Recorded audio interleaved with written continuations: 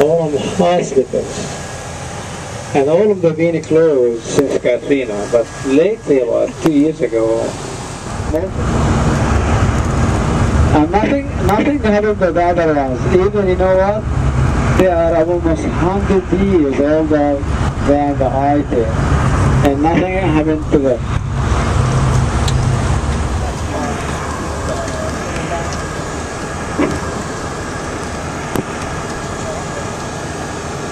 Okay. This is guy in the middle here. Okay, folks, those are gray huts, those are the bathrooms, and the office is in the top. We try to see it in front of the sky. I don't like, you know, to drop you here far away from it.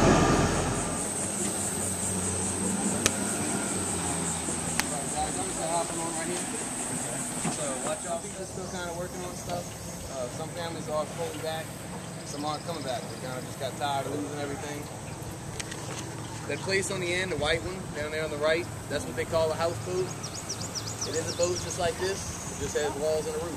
And they do have a motor in it. They can drive it around if they choose to. It's a more cost-efficient way of having a camp on the water. So you can lease the land and just tie it up to fall out. Kind of neat when he's right here and fly out. He's kind of cool. Yeah.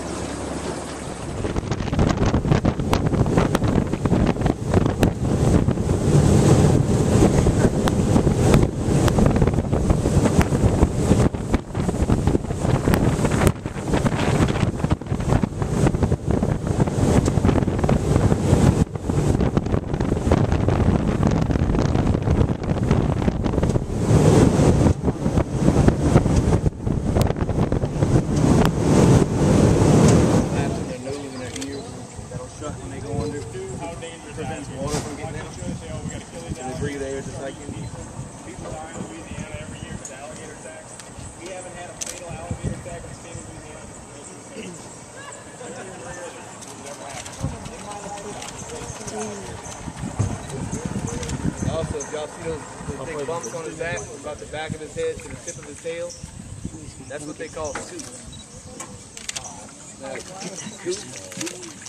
Now underneath those scoops, you know, it does actually protect the body armor for him. It's real hard to penetrate, but the main purpose of it is underneath it.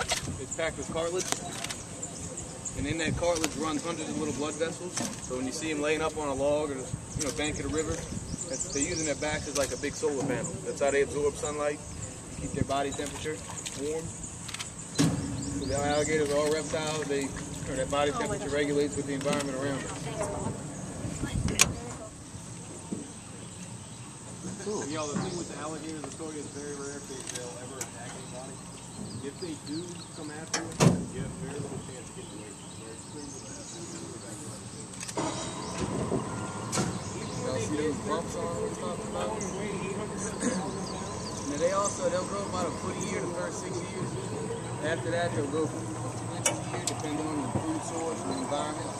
Once they reach that 6 foot age or size, they can go short and they're good at climbing. The venomous snakes we have are going to be coral snakes, copperhead. There's another one of them egrets out to the right, the big white bird that we couldn't really see earlier. Coral snake, the copperhead, 3 types of rattlesnakes, and the water moccasin. That one's commonly known as a cottonmouth in the area. That's going to be your most venomous, your most aggressive. You know, they get a little bit larger than most, usually a dark brownish black color, and they're pretty aggressive. I mean, if you thought you seen one, you know, they'll coil up like they're going to strike at you, and they start hissing. When they open that mouth, they give off a distinct scent, which is pretty gross, and they got a big, kind of like, looks like a marshmallow jammed in their throat, big white fun ball looking thingy. Yes, 2 close. I've never got bit by one, but we see them out here pretty regularly. You'll see them kind of laying up, you know, catching some sun, but when it's this hot, a lot of times they go in the shade for a while, kind of cool off.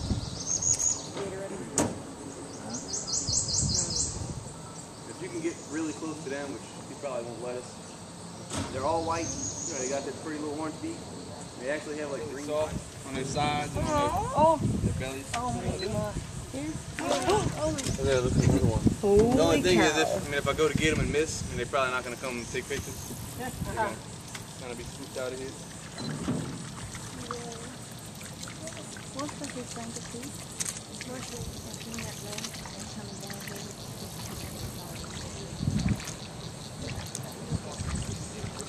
Yeah, I know this is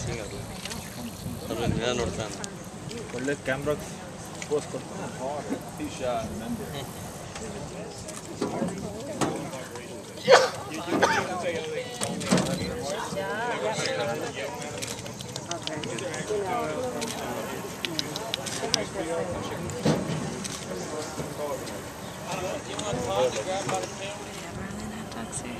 Are you taking a video? No, Or just a picture? just messing around. This is nice. Grab on somebody. Not the rails, we might hit that too. It's still about 10ish on the main river. This area starts to get shallow. Because it's shallow though, when those baby gators hatch, it's the type of areas they come to. That yellow on them helps them blend in with the more greenery and grass and stuff we have in this area. There's enough food source with fish and frogs and turtles, other little gators and stuff for them to stay healthy and survive. Now this area is what they consider a nature preserve. Basically meaning, you'll see some signs in here, you can read it. It's basically saying no hunting or fishing. You can't do anything back here. You can't take anything out of here. It's strictly for sightseeing. Now the reason being for that is because we have a bald eagle's nest on it, which is kind of cool. You know, they're endangered. We've got some out here. On occasion, see them flying around. We can't get to the nest in a boat this large, but there is a nature walk up in the y'all's road. Y'all's personal vehicle, about a half mile from here, you can actually get out center. The only living part is the bark on the outside, the exterior. The trees still have greenery, still produces sap. It's just the center's pretty much dead and going. Kind of chunky one right here on the left, but all these knots poking out of it has that disease. All of those knots used to be branches that kind of hung out over time due to not having support, started to rot and fall off, and the bark still being alive kind of grew up, closing itself in. Now that's a pretty famous tree out here. It's been on a bunch of postcards. They made a few movies. They even had a few weddings out here under it. Kind of hillbilly redneck thing they do. It also has a few names. The meeting tree, the whiskey tree, or the moonshine tree. Does everybody know what moonshine is? Y'all better know. Y'all doing? Yeah.